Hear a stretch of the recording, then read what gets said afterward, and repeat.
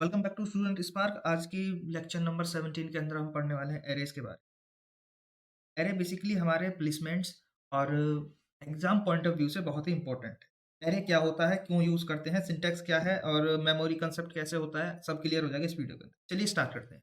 अगर डेफिनेशन से देखें, बेसिकली एरे क्या है? Array is a collection of similar type of data store in contiguous memory location. या और डेफिनेशन लिखी हुई है, ये भी सही definition. Array is a data structure, यानी बेसिकली एरे एक डेटा स्ट्रक्चर है। डेटा स्ट्रक्चर मतलब डेटा को एक स्ट्रक्चर के अंदर स्टोर करना है, यानी डेटा जो स्टोर होगा वो किसी ना किसी स्ट्रक्चर में होगा, लीनियर में होगा, हायरार्किकल होगा। ये बेसिकली लीनियर डेटा स्ट्रक्चर है। लीनियर का मतलब कि एक साथ डेटा स्टोर होगा, यानी यहाँ डेटा स्टोर हो गया, फिर उसके बाद यहाँ हो गया, ऐसे होगी। यानी लीनियर वे के अंदर एक लाइन के अंदर डेटा हमारा स्टोर होगा।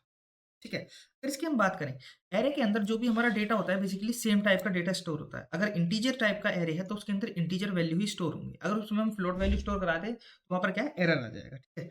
और एरे के अंदर एक ही नाम से हमारा डेटा स्टोर होता है, यानी एरे का जो नेम दे दिया उसी नेम के अंदर हम बहुत सारे डेटा अपना जो है स्टोर कर सकते हैं। और हाँ, एक थर्ड मेन टाइप इसमें क्या है, कॉन्टिग्यूअस मेमोरी लोकेशन के अंदर होगा, यानी अगर ए हमने यहाँ स्टोर कराया है तो बी हमारा यहाँ होगा। ठीक है। अगर मान लीजिए किसी एरे के अंदर 2 या 4 वैल्यूज़ हैं, तो वो ऐसा नहीं है कि हमने 2 यहाँ स्टोर करा दिया तो 3 कहीं और होगा, नहीं, 2 के बाद ही हमारा 3 जो है वो स्टोर होगा। अब बात करते हैं एरे की हमें ज़रूरत क्यों पड़ी? ये तो विदाउट एरे है। मान ली एक एग्ज़ाम्पल ले लेते हैं।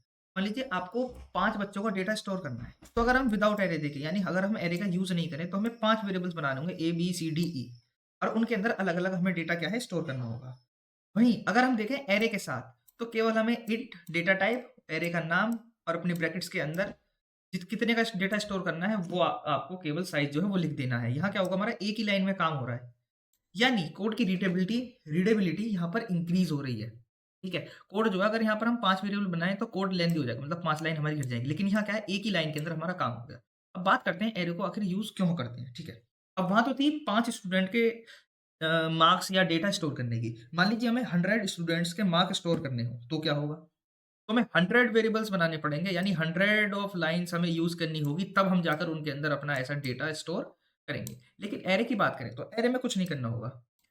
अगर ये इंटीजर टाइप है तो इंट एरे और आपका ब्रैकेट्स के अंदर 100, तो यहाँ पर आपका एक एरे क्रिएट हो जाएगा। सेम नाम से हम क्या है, हंड्रेड्स ऑफ डेटा को स्टोर कर देंगे। अब बात करते हैं एरे का डिक्लेरेशन। टाइप्स जान लीजिए। टाइप्स इसके क्या होते हैं, 3 टाइप्स होते हैं इसके, 1 डायमेंशनल, 2 डायमेंशनल और मल्टी डायमेंशनल। मल्टी यानी बहुत सारे। आज की वीडियो में हम कवर करेंगे 1 डायमेंशनल, जो कि आपको सफिशिएंट है 1 डायमेंशनल। 2 डायमेंशनल को भी कवर करेंगे, लेकिन ऑप्शनल है, आप पढ़ सकते हो इसको। वैसे ज़्यादा क्वेश्चन इससे आते नहीं है, 1 डायमेंशन से ज़्यादा क्वेश्चन आते हैं सेमेस्टर के अकॉर्डिंग। तो अब हम बात करते हैं डिक्लेरेशन की। तो डिक्लेरेशन करने से पहले सबसे पहले जो कि एक हम वेरिएबल बनाते हैं, कुछ उस तरीके से इसका डिक्लेरेशन होता है। सबसे पहले स्टार्ट करते हैं डेटा टाइप्स की। डेटा टाइप्स यानी किस टाइप के एलिमेंट्स हम स्टोर करना चाहते हैं। एक नहीं, इसके अंदर बहुत सारे एलिमेंट होंगे, एक भी आप स्टोर कर सकते हैं। एरे नेम यानी आइडेंटिफायर जिन्हें हम बोलते हैं, एरे को कुछ नेम देंगे, उसका कोई नाम होगा, जैसे हम वेरिएबल को नाम देते हैं। इसके अंदर क्या एक्स्ट्रा है, इसके अंदर बेसिकली अपने ब्रैकेट्स के अंदर क्या है, साइज आ जाता है, कितने साइज का आपको एरे चाहिए। जैसे कि यहाँ अगर एग्जांपल में देखें, इंट हमें मार्क्स स्टोर कराने हैं तो नेम भी बिल्कुल ऐसे ही रखना पड़ेगा, फ्रेंडली एकदम। इंटीजर टाइप के मार्क्स स्टोर कराने हैं, कितने, 5 स्टूडेंट्स के, यानी पिया 5 मार्क्स स्टोर कराने हैं, तो साइज दे दिया हमने 5। प्राइस स्टोर करानी, प्राइस किसमें होती है, डेसिमल में, तो यहाँ हमने क्या बनाया, फ्लोट नाम का एक एरे बनाया, मतलब फ्लोट टाइप का एक एरे बनाया। ठीक है। फ्लोट टाइप का एरे है जिसका नाम है प्राइस, उसके अंदर 10 आइटम्स की हम प्राइस स्टोर कर सकते हैं। एक कैरेक्टर है जिसका नेम है नेम, उसके अंदर क्या है, 20 हम नेम स्टोर कर सकते हैं। अब अपने कोड एडिटर की तरफ चलते हैं। ठीक है। इसके अंदर आपको पता ही है studio dot H int main function क्या होता है, रिटर्न का मतलब क्या होता है। ठीक है। अगर हम बात करें, एक बनाएंगे हम इंट मार्क्स नाम का एरे, ये हो गया हमारा डिक्लेरेशन। इसमें क्या है, हम 5 मार्क्स जो हैं वो स्टोर कर सकते हैं। ठीक है ना, 5 स्टूडेंट के मार्क्स स्टोर कर सकते हैं, या 5 सब्जेक्ट के मार्क्स, जैसे आप सुनो। यानी एक एरे बन गया मेमोरी के अंदर, जिसने कितनी जगह बनाई, 5 जगह। और वो कैसे हुआ, देखिए अगर इसे हम देखें तो ये कुछ इस टाइप का दिखेगा, यानी ये हमारा एरे हो गया, और इसने क्या है, 5 एरे क्रिएट हो गए। एक, अब इससे 2,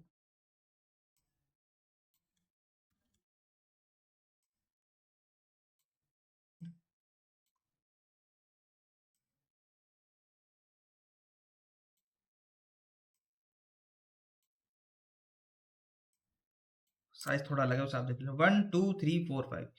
यानी ऐसा एक एरे क्रिएट होगा जिसमें स्पेस कितना है, 5 वैल्यूज़ को स्टोर करने का स्पेस है। अगर हम 10 करते तो वहीं यहाँ पर 10 वैल्यूज़ स्टोर करने के लिए हमारा जो स्पेस है वो मेमोरी के अंदर क्रिएट हो जाता है। तो डिक्लेरेशन हो गया। अब बात करते हैं इंडेक्सिंग के बारे में। इंडेक्सिंग क्या होती है basically? Array indexing start from 0। Indexing का मतलब होता है जैसे ये कोई वैल्यू है, ठीक है? यहाँ पर जो है इस मेमोरी का इंडेक्स क्या होगा? इस मेमोरी का इंडेक्स होगा 0। वहीं अगर हम बात करें इस वाले का ब्लॉक का, जो भी स्पेस क्रिएट होगा इसका इंडेक्स होगा 1। यानी कुछ इस तरीके से हमारा जो है ये काम करता है। और इसका क्या होगा हमारा इंडेक्स बेसिकली 2, ठीक है? और अगर हम बात करें इसकी, थोड़ा आगे हो गया, ठीक है? इंडेक्स इसका 0 हो गया, ये वाला जो है इसका 0, इसका 1, इसका 2, क्योंकि एक्सेस करने के लिए हमें जो ज़रूरत पड़ती है वो इंडेक्स की पड़ती है, क्योंकि हमें पता होना चाहिए किस इंडेक्स पर यानी कहाँ पर हमारी वैल्यू जो है स्टोर है। अब एड्रेस तो हम याद नहीं रख सकते, इसलिए यहाँ कंसेप्ट आया इंडेक्स का, जहाँ हमें पता पड़ जाएगा कि किस इंडेक्स पर क्या वैल्यू स्टोर है। तो यहाँ पर अगर हम यहाँ पर ध्यान से देखें, एरे का साइज कितना है हमारा 5, लेकिन अगर हम उसकी देखें इंडेक्सिंग कितनी है 4, ठीक है? तो बेसिकली ये by default zero base indexing होती है। सी के अंदर चले जाइए, जावा के अंदर चले जाइए, लैंग्वेजेस के अंदर आपको ज़्यादातर ज़ीरो बेस इंडेक्सिंग ही मिलेगी, ठीक है? फर्स्ट एलिमेंट जो होगा वो हमारे ज़ीरो इंडेक्स पर स्टोर होगा। अब आगे अगर हम बात करें, लास्ट इंडेक्स क्या होगा? साइज़ -1। जैसे कि हमने देखा साइज़ कितना है हमारा 5, लेकिन लास्ट इंडेक्स क्या आ रहा है हमारा 4। तो हमेशा जो साइज़ होगा वो हमारा साइज़ -1 होगा। इंडेक्स का जो मतलब लास्ट इंडेक्स जो होगा वो साइज़ -1 होगा। जैसे अगर यहाँ बात करें A5, तो इंडेक्सिंग जो चालू होगी वो 0, 1, 2, 3, 4 बेसिकली जैसे हमने यहाँ पर करी है, ठीक है? 0, 1, 2, 3, 4, ठीक है? इंडेक्सिंग ऐसे होगी। अब इनिशियलाइजेशन की बात करें, यहाँ तो हमने पहले क्या है एरे का इनिशियलाइजेशन कर दिया, मतलब डिक्लेरेशन कर दिया, यानी प्रोसेसर को बता दिया कि एक इंट नाम का एरे बना दो जिसके अंदर आप स्पेस क्रिएट करना जिसका साइज हो 5, यानी 5 स्पेस आप कॉन्टिग्यूअस यानी लगातार लोकेशन के ऊपर आप क्रिएट कर दो 5। वो किसी को नहीं देने, वो सिर्फ मुझे देने हैं। उसके अंदर मैं अपनी वैल्यू स्टोर करूंगा। तो एरे को एक्सेस करने के लिए हमें पता है हम क्या यूज़ करते हैं, सबसे पहले अपना इंडेक्स बेस यूज़ करते हैं, यानी इंडेक्स जो है वो यूज़ करते हैं। सब उसके अंदर वैल्यू स्टोर कराने के लिए, यानी पहला मेथड जो है वो है आफ्टर डिक्लेरेशन के बाद। तो आप मार्क्स के अंदर मार्क्स उसका मतलब एरे का नाम लिखो, फिर अपने ब्रैकेट्स करके उसके अंदर डाल दो इंडेक्स, किस इंडेक्स पर आपको वैल्यू स्टोर करनी है। 0 पर मान ली हमें करवानी है 10, और हम आते हैं फिर हमें इंडेक्स क्या है, इंडेक्स 1 पर क्या वैल्यू स्टोर करें। इंडेक्स 1 यानी पोजीशन क्या होगी हमारी वैल्यू की सेकंड होगी, ठीक है? ऐसे ही कर करके हमने क्या है इसके अपने पांचों जो है वैल्यू स्टोर करा दी, यानी 4 इंडेक्स होंगे और साइज कितना होगा 5, क्योंकि हमें पता है 0 बेस इंडेक्सिंग है। तो स्टार्ट फर्स्ट पोजीशन क्या होगी इंडेक्स 0 से। 0 यानी फर्स्ट पोजीशन, 1 यानी सेकंड पोजीशन, यानी इंडेक्स में आप +1 कर दो वो आपकी पोजीशन आ जाएगी। अगर आपको साइज बताना है यानी आपको पोजीशन पता है, पता करनी है, और आपको इंडेक्स पता है, तो आपको जैसे पता है हमें 4th स्टूडेंट के मार्क्स स्टोर कराने हैं, मतलब प्रिंट करानी है, तो आपको क्या करना होगा साइज में -1 कर दो, देन इंडेक्स आ जाएगा, ठीक है? अब अगर हम दूसरे मेथड की बात करें वो है एट डिक्लेरेशन टाइम, यानी जब हम एरे को डिक्लेयर कर रहे हो तभी आप क्या करा दो स्टोर करा दो। तो एक एरे बनाते हैं इंट ए नाम का, इसकी साइज हम 3 ही रखेंगे, ठीक है? साइज रखी हमने 3, और उसके अंदर आप करली ब्रेसेस अपने ओपन स्टोर कर दो 10, 30, 40। यहाँ क्या होगा, ये आपने जब डिक्लेयर करा तभी आपने इनिशियलाइज कर दिया अपने एरे को। अगला आता है पार्शियल इनिशियलाइजेशन। पार्शियल इनिशियलाइजेशन में क्या होता है, ये बेसिकली होता तो हमारा है कि जब हम इनिशियलाइज कर रहे हो तभी डिक्लेयर करें, तो इंट बी नाम का यहाँ पे वेरिएबल बनाएंगे, मतलब एरे बनाएंगे, उसके अंदर 5 ही हम स्पेस क्रिएट करेंगे, लेकिन उसके अंदर 5 स्टोर नहीं कराएंगे, 5 ही वैल्यू स्टोर नहीं कराएंगे, हमने कराई 2। तो अब क्या होगा, यहाँ पर क्या होगा, यहाँ पर जो आपका एरे दिखेगा वो कुछ ऐसा दिखेगा 10 कोमा, क्योंकि स्पेस क्रिएट हुई है 5 लेकिन वैल्यू स्टोर क्या करवाई है 2। तो बाकी जितना भी स्पेस बचा है वहां पर वैल्यू स्टोर हो जाएगी 0, 0, 0, यानी 0, 0 स्टोर हो जाएगी।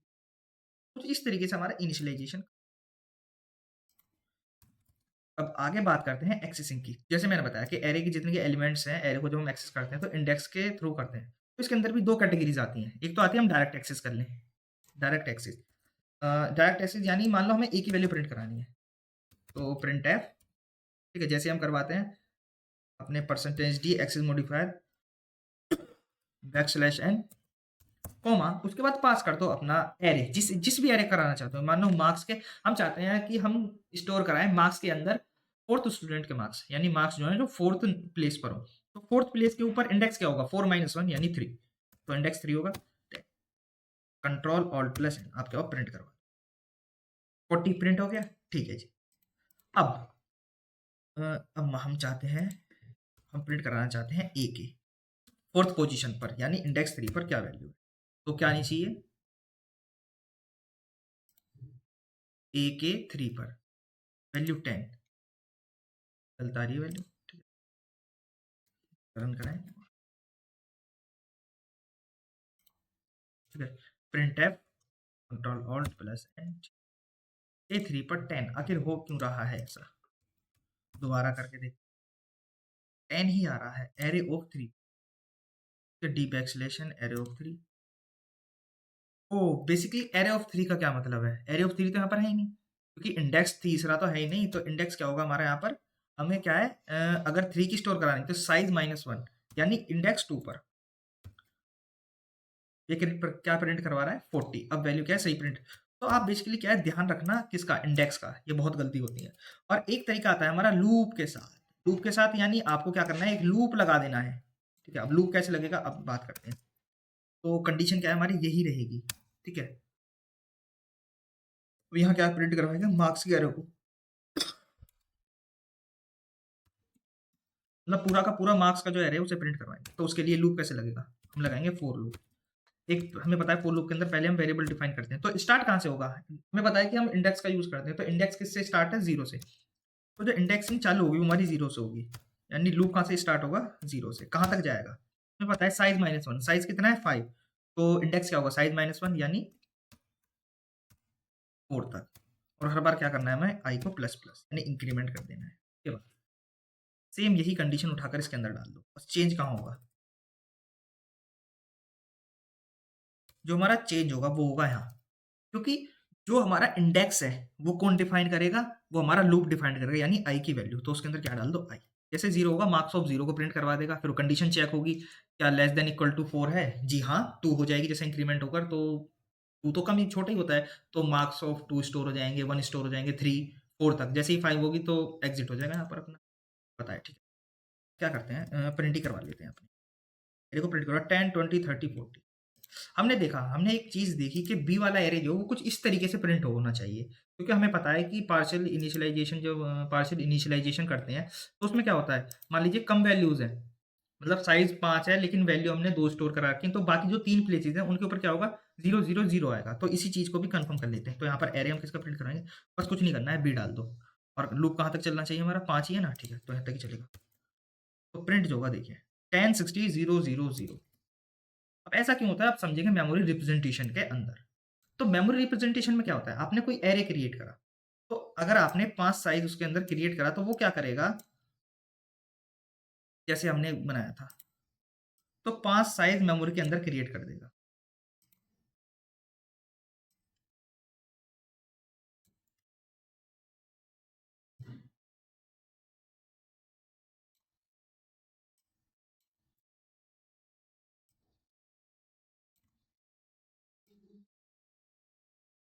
ठीक है, 5 साइज क्रिएट कर देगा, ठीक है, 5 साइज क्रिएट हो गए। मान लीजिए कोई अदर वेरिएबल आता है, जैसे यहाँ करा हमने 2 ही स्टोर कराए थे इसमें, तो अगर मान लीजिए हमें इसके बाद एक और वेरिएबल स्टोर कराएं, क्या मान लीजिए हम स्टोर कराएं इंट x बराबर